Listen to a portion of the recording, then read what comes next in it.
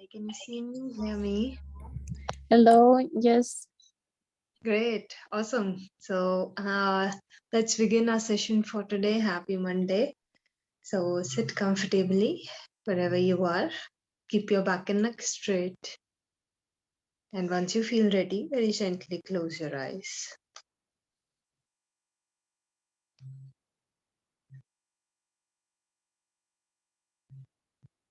Start connecting with the breathing process. Watch the natural flow of your breath as you inhale and as you exhale.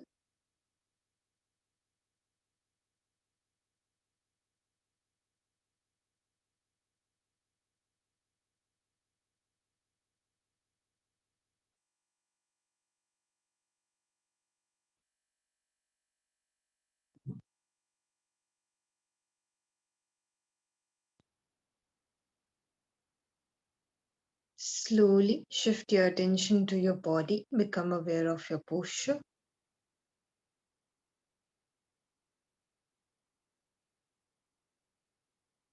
Check the alignment of your body.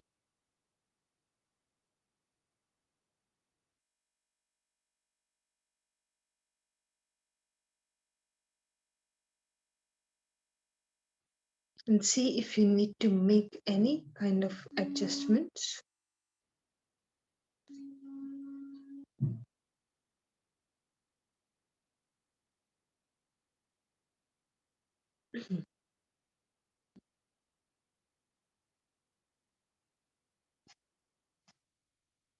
In your final position, you should be both stable and comfortable.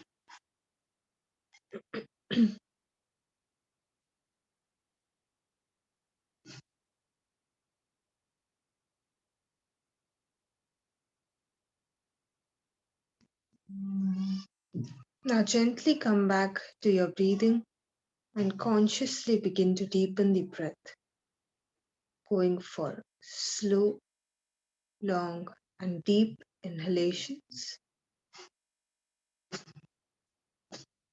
slow, long, and deep exhalations.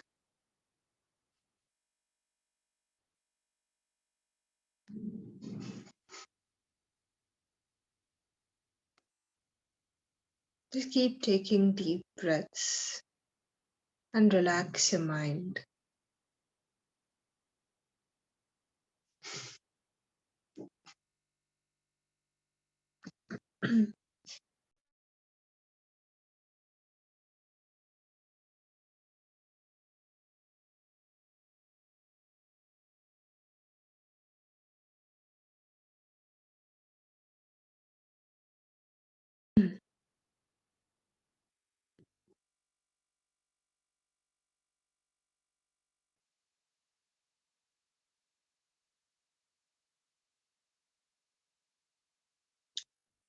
And now, after your next inhalation, hold the breath in for about 2 seconds and then go into the process of exhalation. So, we're going to practice internal retention for about 2 seconds and break the breath.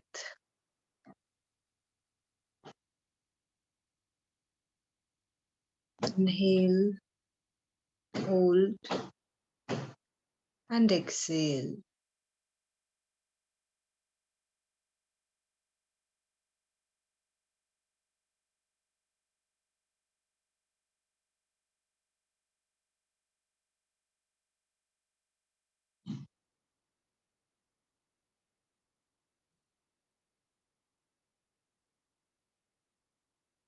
We are going to open today's session by chanting Om 3 times, followed by 3 Shantis. Take a deep inhalation for Om.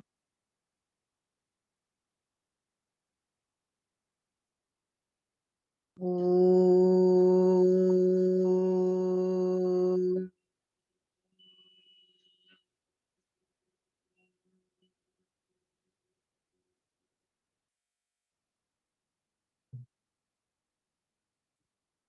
Om.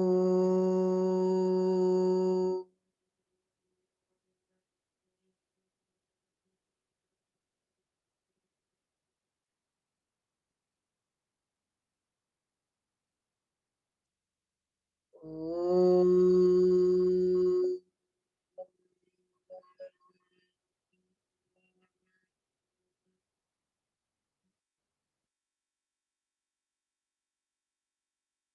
Shanti.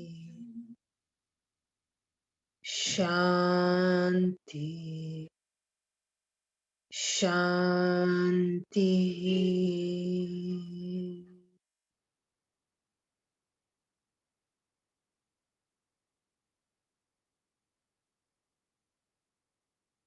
Just feel the vibrations.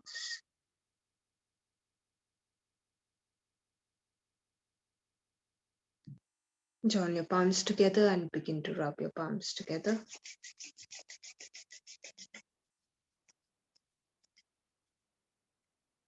Keep your palms on your eyes. Very slowly, while blinking and looking at your palms, begin to open up your eyes, coming back with a big smile on your face. Om Shanti and Namaste to everyone. Let us begin our session for today. So last time we had started with the concept of the fluctuations or vrittis, and I told you there are 5 of them. So we had only covered one, which was the correct knowledge. Today we are going to cover the remaining, all the remaining ones. Okay. So second one is your wrong knowledge.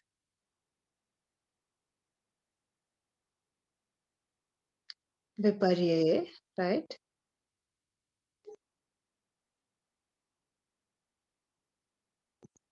Viparya.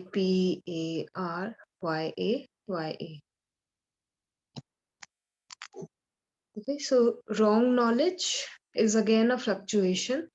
So from now it becomes more understandable. These fluctuations seem to be a little bit more real also, and you can understand them because you go through this, uh, all the time when you are receiving the information, there is one big chunk of it which is wrong. Yeah. So this is easier to spot than the right knowledge. Okay.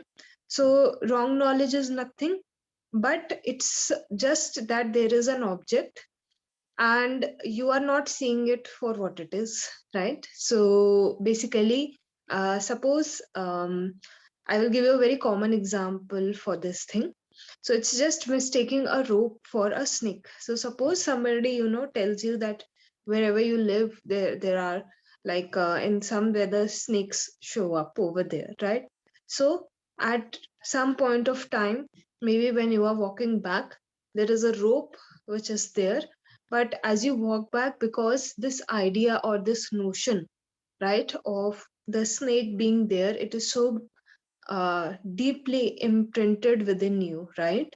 That thing is constantly on your mind. You are very aware when you are stepping out, right? Just in case, you come across a snake. So because this idea is again and again being reinforced, that thing which is not a snake, but looks like it, right?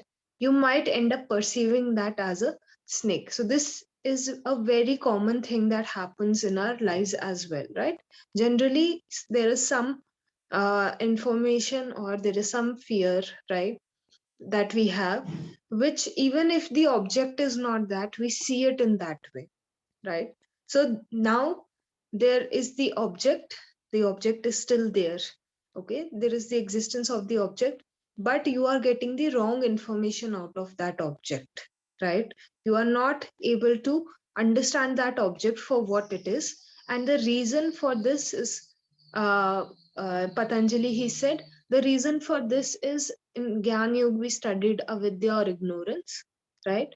So when do you falsely perceive something, right? So like in this example, if I see this example where the rope was perceived as a snake, so maybe the lighting wasn't proper, or maybe it was night time. Yeah, because if it would have been daytime, you would have seen the rope for what it was, right? So the main reason for not being able to see the objects for what they really are, and having a wrong perception is actually ignorance. And I told you the only way in which you can beat ignorance is through the development of discrimination, right? But now the practices that you will do to develop this same discrimination, they are going to be practices of Raj Yoga, okay? Because Patanjali highlighted this in his text, so he gave certain solutions for it as well, right? So now only the approach with which you are uh, uh, trying to solve this problem, it will change, but the basic concept will remain the same. There is again some level of ignorance that is existing, which is clouding your vision, okay? It's not allowing you to see the object for what it really is, but the object is still there, okay?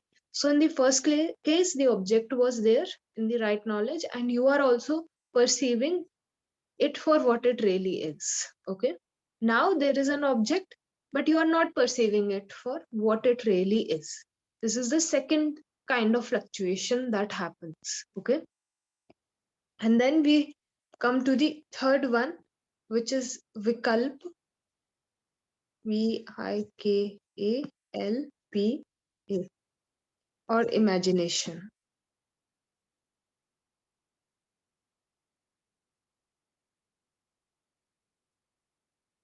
Imagination, you can also call this false knowledge, right? So vikalp is also pretty common in our lives, right? So all the books, everything, all the movies that you see, these are like far away from reality, right? Most of them are based in fiction and imagination. People have created worlds out of imagination. So here, when we talk of imagination, you have to observe this thing, that there are worlds, but there is no uh, real basis for it, for the words, right? So there is no real object behind it. So now, if I ask you guys to, think of a unicorn, right? It's a word.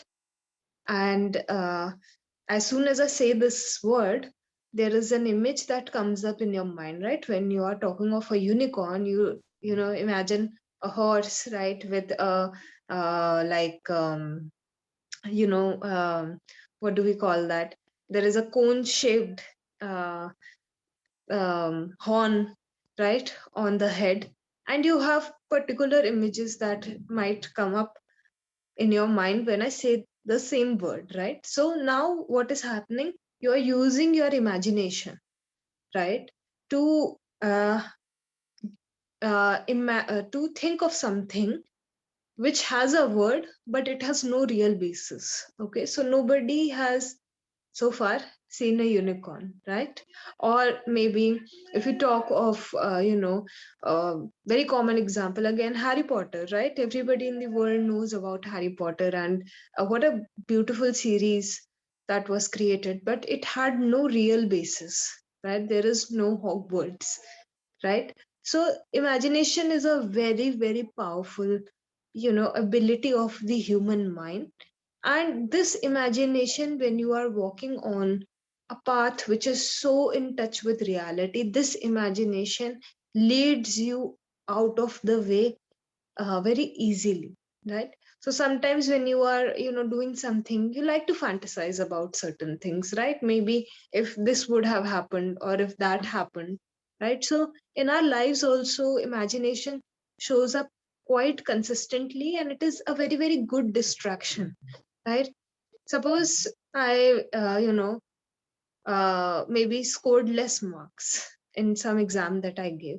So this imagination, it will help me to cope up with that kind of reality, right? Because it is a reality which is hard for me to, absorb, right? So then I start imagining different scenarios. If this would have happened, or if that would have happened, if only, right? So this kind of thing, which is having no real basis, right, which has not happened, which will not happen, right, there is no real basis for this, but it is a very good distraction for the mind. So this comes under your imagination, and imagination is again more easy to catch than wrong knowledge, right? So right knowledge, it will take you a lot of awareness in your life to see that, okay, this is the right knowledge. Then wrong knowledge, little bit less awareness will also do, right? But imagination is very easy to grasp because most of the times we are lost in imagination only, right? Isn't it true? We are most of the times thinking or imagining things which are not going to, they are not real. Okay, at least I can say this thing. They are not real. We have words, we have ideas in our head, and yes, we can turn them into reality. But at that point of time, the fluctuation that is happening, that is the fluctuation of imagination. Okay, so now there is no object altogether. In the first two cases, at least we had an object and we were thinking, like, is it right or is it wrong? But now there is no object, only words. There is no object to support these words. So this comes under your imagination, okay? The fluctuation of imagination. Now, when you are going about your day, you can begin to categorize the information as right, wrong, or false. Because this is the easiest way for you to trace the vrittis being a part of your life. Okay. And they are, as I have said in the beginning also, vrittis are not separate from us. We experience them every day, but we are not able to put a recognition on them, right? So as soon as you put this recognition on a fluctuation, you begin to come out of that fluctuation, right? So suppose, have you ever seen that if somebody is angry and you interrupt them, their anger, comes down immediately, right? So because you break the flow of the anger, suppose somebody is shouting at you, right? Very angry, shouting at you, right? And somebody walks in, and they break that flow of the person shouting on you, right? So next time, the person won't be able to shout with that intensity, right?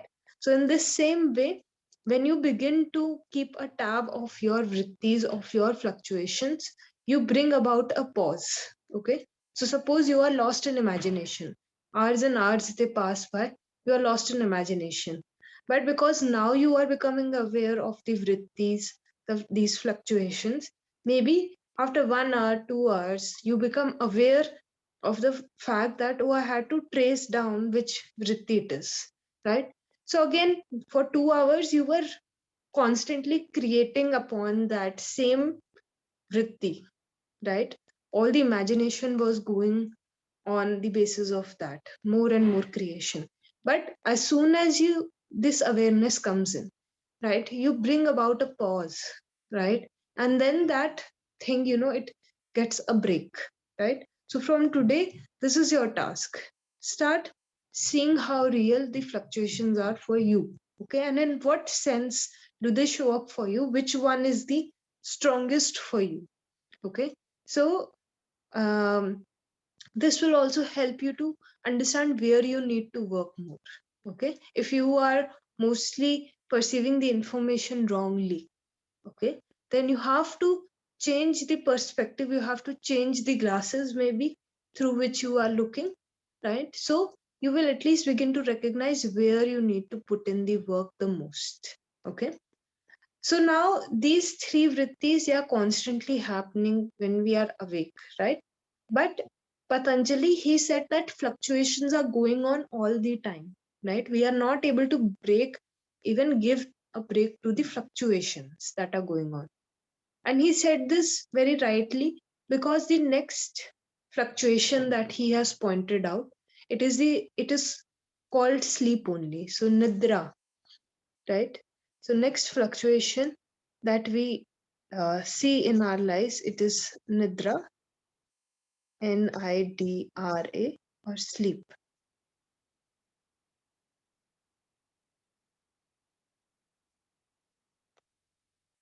Now, sleep is one vritti that he considered to be very important.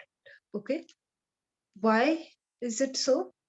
So he said this state is very, very similar to the state of samadhi. Okay, the final stage in the eight limbs where you are absorbed in your object. Okay, in in samadhi, what happens? You are aware, okay? The sense of awareness is there, but how is it similar to sleep? All the senses are completely withdrawn. So have you seen when you go to sleep, if somebody is making some noise also, most of the times you don't wake up, right? If the sound is very, very loud, it's going to wake you up. But if there are little things somebody is doing around you, it will not matter. You have fallen asleep, you are completely cut off from your senses, right? So, withdrawal of senses, or the fifth stage, which is called pratyahar, where you withdraw the senses. So, sleep is very, very similar to, um, you know, the withdrawal in the withdrawal sense, okay, to this stage, right? So, now when you go to sleep, all the things, all the objects, they are getting cut off, okay, and they are not even pulling you back, right? So because the senses have cut off so well, right, during the time of sleep, when you fall asleep, sound, touch, seeing, everything is cut off, right? But you are not aware, okay? So this is how it is different from the state of samadhi, even though it is very close to that stage, but because there is no awareness in this stage, right, it becomes problematic, or you can say that there is the fluctuation is still going on, right? When you are aware that the stage is existing, you can at least stop that fluctuation, work on stopping that fluctuation. But this stage, it is very hard to stop the fluctuation in this stage, because already you are losing your sense of awareness, okay? So if you would have ever, like, when you fall asleep, right, we all dream, right? So what does the dream reflect? It is reflecting the mental activity only, yeah, when we are able to imagine the things, and they draw their basis from our sense objects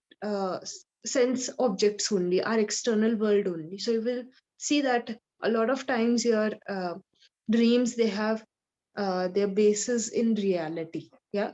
So mind is constantly going in a reaction even when you are sleeping, right? So a dream is just one example of that thing. So this kind of fluctuation, now this is harder to stop, right? At least in the conscious, on the conscious level, I can become aware, is this correct information, is this imagination?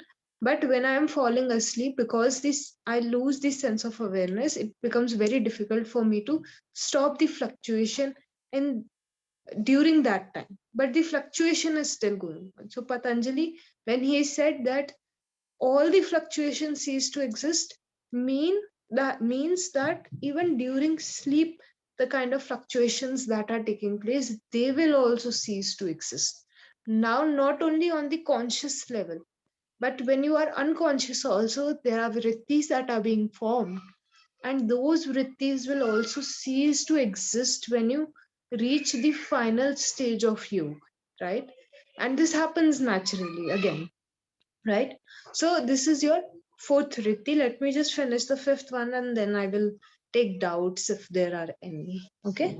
So last vritti, that Patanjali. So according to him, all the vrittis that you face, either in the conscious state or in when you are going to sleep, they come in these five categories only. So total overall, he has given this broad categorization of five fluctuations, right? So smriti, or memory, right? This is the last one, SMRITI. Okay. So now memory also becomes a fluctuation, right? So think of something that was maybe a very happy moment, right? So as soon as you think of that happy moment, there is some processing again that begins within your mind. Again and again, you think of that thing. Maybe XYZ thing happened a few days back, right? And you, when I asked you to remember this thing, so you started thinking about that thing, right? So again, maybe you were in a neutral state.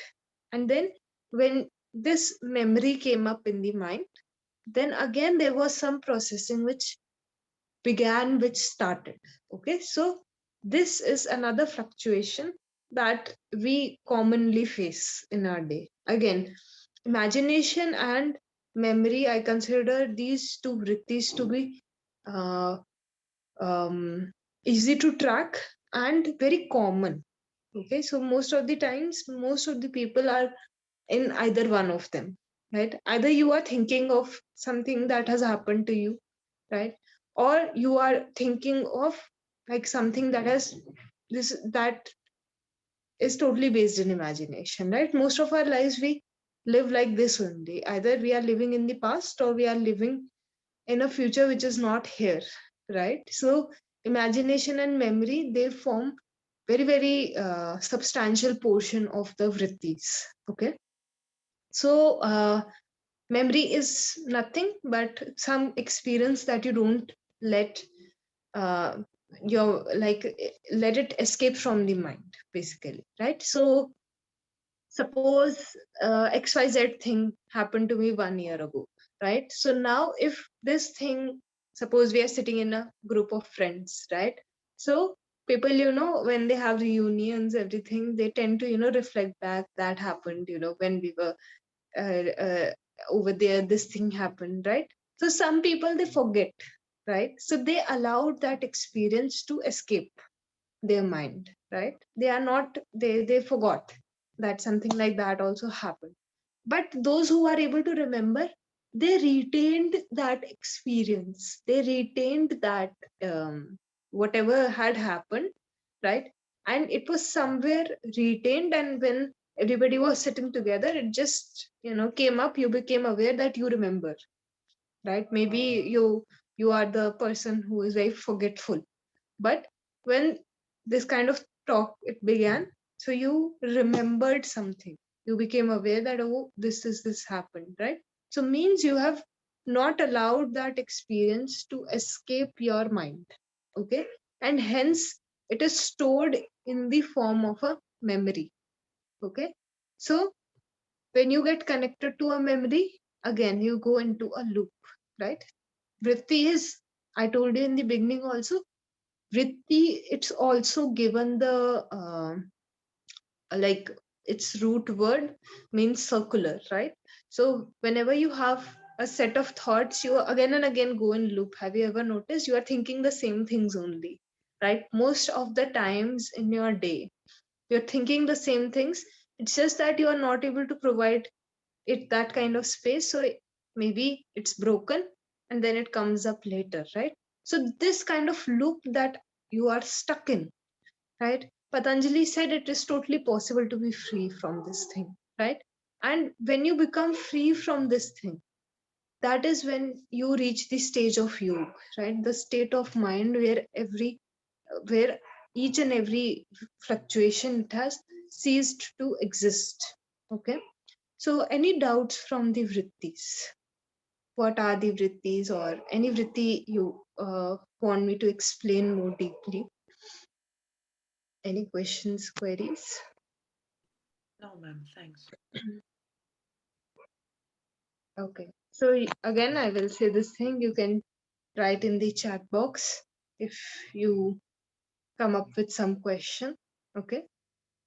So we have talked of how Patanjali started his text, what he told us about yoga, and then we reached the stage where he discussed all five vrittis very deeply. Okay. And after discussing the fluctuations, he immediately started giving the solutions. Okay, so this is where we start with the practices for an advanced level student. Okay, so there are two practices for advanced level student that Patanjali has given.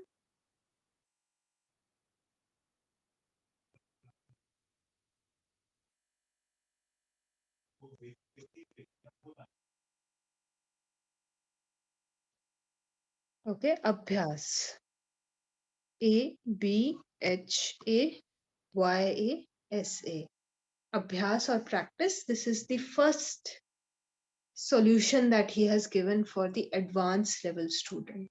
Okay.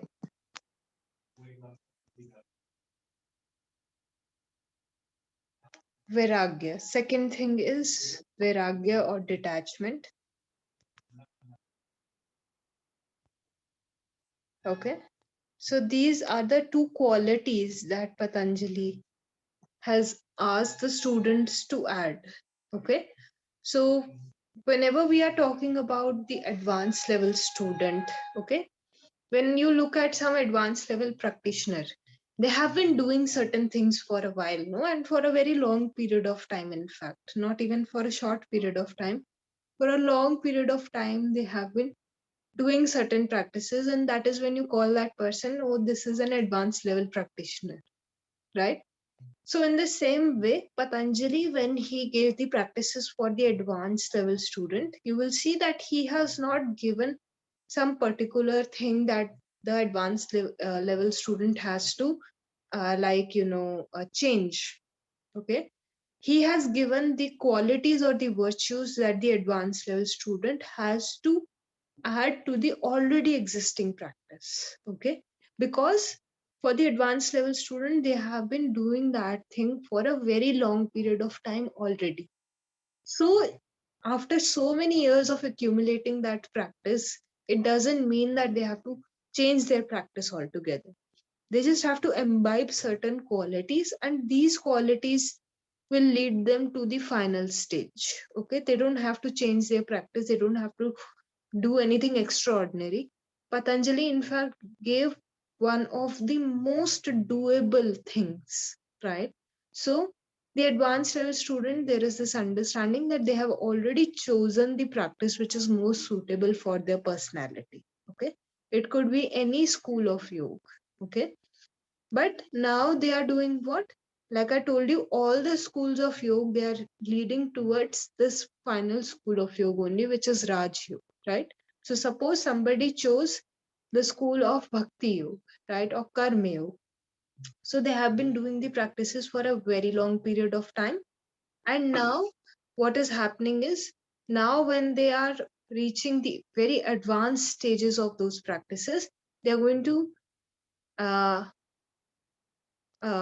you can say incorporate these qualities that Patanjali gave, right? So abhyas is nothing but it is practice, okay? And in practice also, Patanjali said this thing that you have to do the practice continuously, okay? So a lot of times people start giving breaks in their practice, okay? So he said this is not how you will reach the final goal. You have to make sure that your practice is continuous, means no matter what kind of day you are having or what kind of commitments you are having in your day, you will always make the time for your practice. Continuity means this: if you are ill, if you are well, if it's too cold, if it's too hot, it doesn't matter. You have taken the choice that you want to be free from all the suffering. So it is your responsibility to maintain the continuity, right? So he said, Abhyas or practice is what? It is nothing but a breakdown of certain components and qualities, right?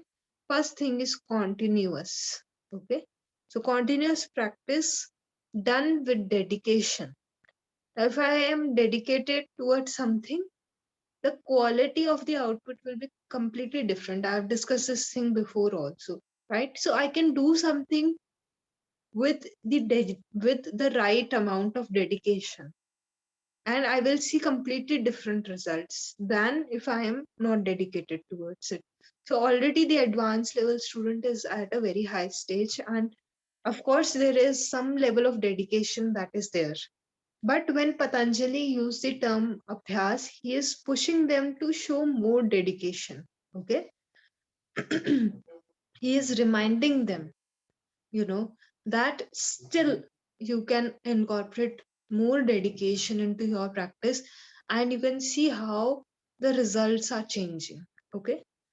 So, second thing is the dedication. Third thing is the long term practice. Okay. So continuity can also be short term in nature. I can be continuous for say 1 month, and then I can leave the practice, then I can again be continuous for 1 month. So he said, no, this is again causing a break. Every time you break, you will come down in your practice only, right? So if you leave the asana practice, have you observed that? Then the next time when you show up on the mat, it takes you about 1 week to, come back to the level till which you reached originally. And then you start adding to your practice, right? So, in that same way, Patanjali said that the practice needs to have the quality of it being long term. So, continuous, long term, with a lot of dedication. Okay. These three qualities, if the advanced level student, takes them and adds them to their already existing practices, they will be able to move on their journey very, very quickly. Okay. And you will think that Patanjali gave very simple solution to advanced level student, right? But this is not the case. Okay. The obstacles that the advanced level student they face, those obstacles are generally very they are of the nature that a person has to wait them out, basically, right? There are certain obstacles that come up for advanced level students, and there is no control that they have over them, right? Suppose I give you the example, one of the obstacles is being lazy. So in laziness, at least you can get up and move your body, right? So these are beginner level barriers, but advanced level barriers are quite uh, um, difficult to navigate through, right? So these qualities are actually what will help the advanced level student even to tackle the obstacles that they will face. Okay. So next thing that he said was the detachment or vairagya, right? So now I said again that you have to do the practices with a lot of dedication. But if you are consistently stuck on a timeline, if you are consistently stuck on certain results, right, then again you will not be able to advance in your practice, right?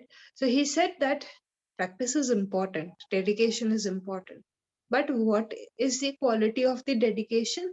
It is detached in nature, it is not attached. Continuously you are giving yourself the target that at the end of 1 month I will be able to do headstand, handstand, full split, everything, right?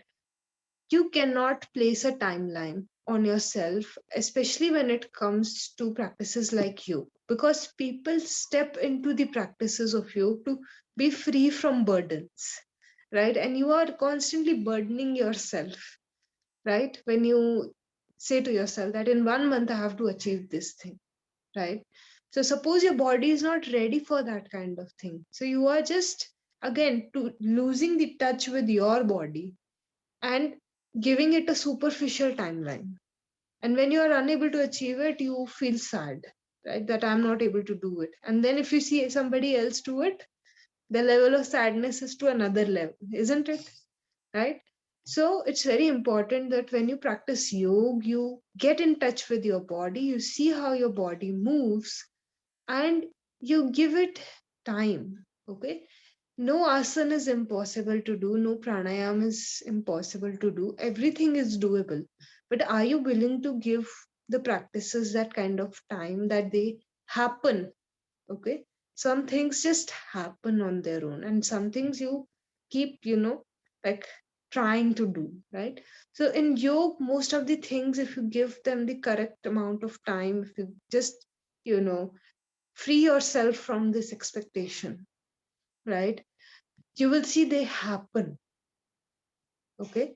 And that is a wonderful experience. It's actually what yoga is. You are in touch with your reality, and some postures, some patterns of breathing, they just happen, right, when you are practicing. Okay. You will not even sometimes know or observe very closely, right? But those things are already happening, right? So he said that for the advanced level student, just having the practice and the detachment, these are the two key ingredients. If you add them to whatever practice you are doing, you will reach the final goal. Because ultimately, as I said, no asana, no practice is like, impossible, right? Everything is within the range of possibility, right? When yoga came in, it didn't come in with the, this thing in the mind that no, only, it is impossible to achieve, right? These practices are totally possible, right? But if you show the qualities of practice and if you show the detachment, if you add these two ingredients, each and every practitioner will reach till the end. There is no extraordinary thing. All the things are very ordinary in nature, right? You just have to stick to your practice. It will sometimes seem mechanical, it will sometimes seem boring, but keep doing it, keep doing it. Don't break that flow, and you will reach the final goal, right? Then in the second chapter, in the first chapter, he has written more about other things as well. But since we are only discussing the practices for the different levels of students, so we come to the second chapter, and as we come to the second chapter, he gives us the practices for the intermediate level student. So again, the student has already chosen their practice, they have been doing it for quite some time, and there are certain qualities that they have to incorporate. And because the intermediate level student, like I said, if you read the text properly, you will first cross the practices for the uh, advanced level student, and then you will come to the practices of the intermediate level student. So intermediate level student already knows what they have to do when they reach the advanced level. Okay, so first they incorporate certain qualities that Patanjali has given for them. And as their practice becomes more and more advanced, they can easily start uh, incorporating the advanced level practices, and then they can reach the final goal. Okay, so because they've already crossed what Patanjali wrote for the advanced level student, now they don't have to read further ahead. They have already crossed that information. Okay, so for intermediate level student, Patanjali, he has talked of the concept of Kriya Yoga. Okay, so Kriya Yoga in his text, the way in which he has given, that might not be quite like the general concept of Kriya Yoga that you are aware of. Okay, he gave three components in the practice of Kriya Yoga: KRIYA, Kriya Yoga. He gave three components. First one is your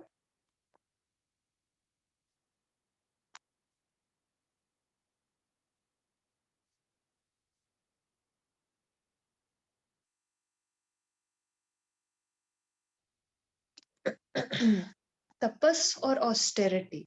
TAPAS, tapas or austerity.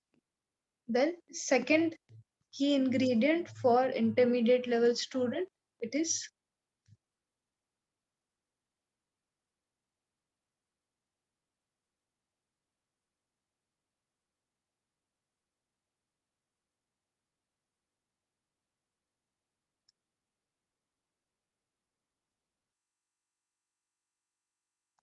second is swadhyay or introspection. SVADH, SVADHYA. Swadhyay. And last one is Ishwar Pranidhan.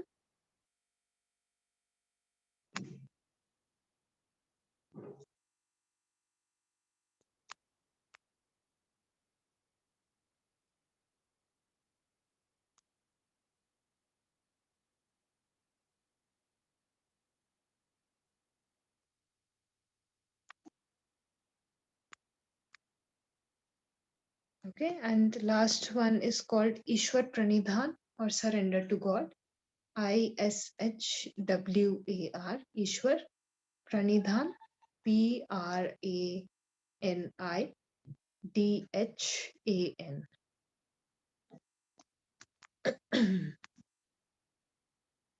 he said now for intermediate level student, 3 qualities that they have to incorporate in their already existing practice. Okay. So first quality he said austerity. Okay, tapas. So now tapas is not going into extremism. Okay, even though austerity does sound that way, but it is always doing something which is beyond your comfort zone, but it is not crossing the line. Okay, so suppose I will give you a very common example. Sometimes what happens is when I say that in asana, you shouldn't push yourself too much, and uh, s- uh, you should practice being in touch with your body, right? So a lot of students, they have this question, they are like, when will we push our limits? There is this uh, place where we know we can do more. Okay, so tapas is exactly that space. Okay, if you overdo, you will cause yourself an injury, but there is some level which is beyond your comfort zone. Suppose you choose to do 11 Surya Namaskars every day, but after a while, 11 will become easy, no? Right? So you add 2, right? So now the extra 2 that you have added, by the end of the 13th, you might feel very exhausted, but it is still doable for you. If and on the same level you would have jumped directly from 11 to 22, maybe you would have overstretched yourself and next day you won't be able to get up, right? So austerity doesn't mean that you make your body suffer, but austerity does mean that you develop your will.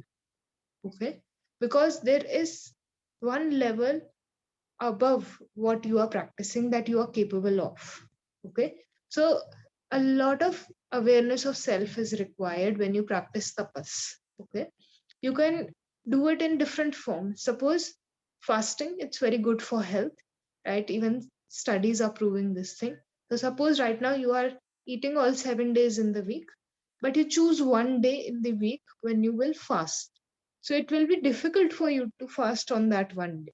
Okay, because you are used to habitual of eating, right?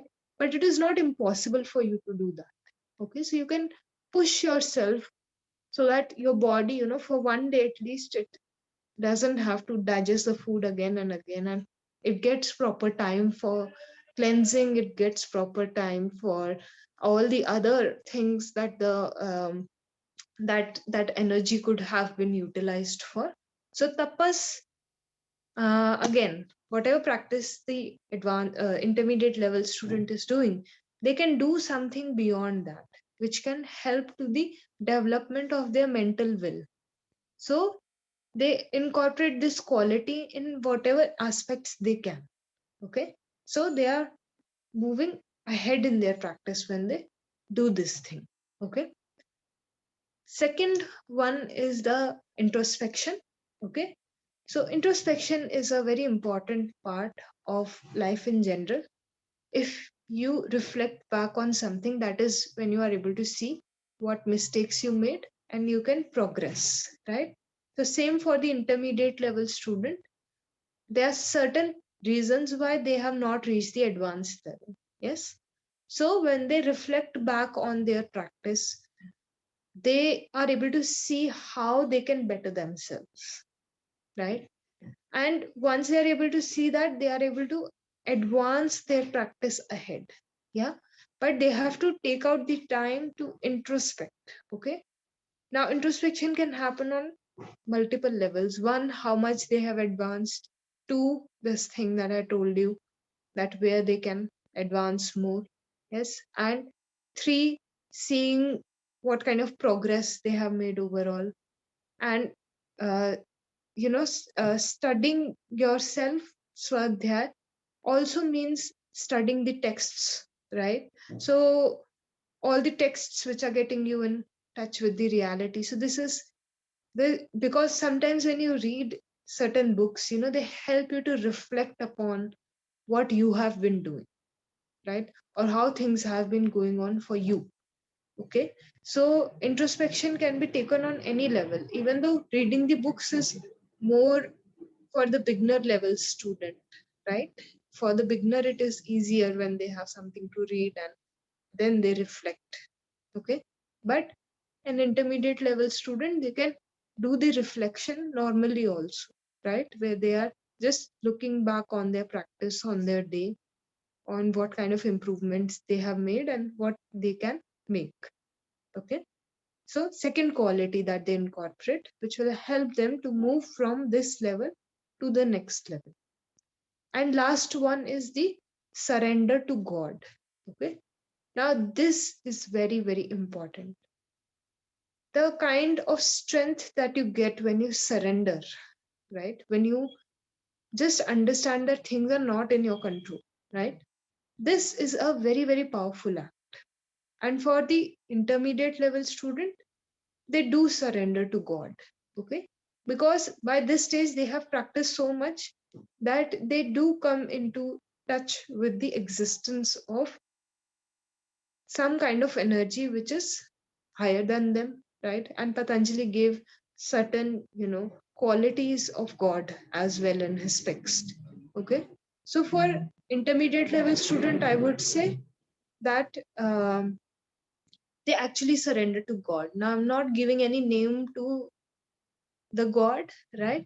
But just the um, you know energy which is superior to them or higher than them, which they can aim to be like, right? So they do practice a sense of surrender, right? And towards God only. For the beginner, I would have said that anything you believe in, right? But for the till when you come to the intermediate level stage, you do come in touch with certain realities you have practiced so much, right? So either, like, even if you don't believe, I would say that just keep practicing. If it's supposed to be there for you or meant for you, you will definitely find that thing on your path. Okay, so don't believe, don't disbelieve, right? But intermediate level student does come to this realization, and hence they incorporate this quality. When you surrender your actions, when you surrender yourself to something, then you are becoming more open to the flow of your practice. Okay, where your practice is leading you to rather than where you want it to go. Okay, so this sense of surrender, when mixed with the first two, these form the practices of Kriya Yoga. And Patanjali said that these three practices should be done by the intermediate level student. So tomorrow we will talk about the beginner level student as well. Any doubts, questions, or queries? Any difficulties in today's session? No, ma'am. Thanks. All right. So if there are no doubts, I will just close the session. So sit comfortably, keeping the back and neck straight, and gently close your eyes.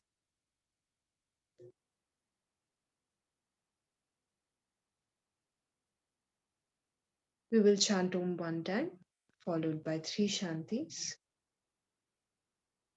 Take a deep inhalation for Om.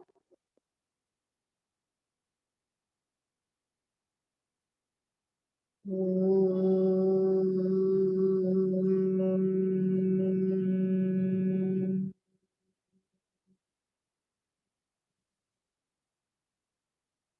Shanti. Shanti. Shanti.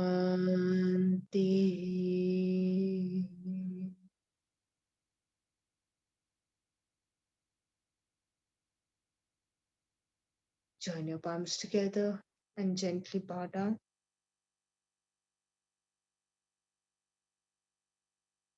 Now begin to rub your palms together.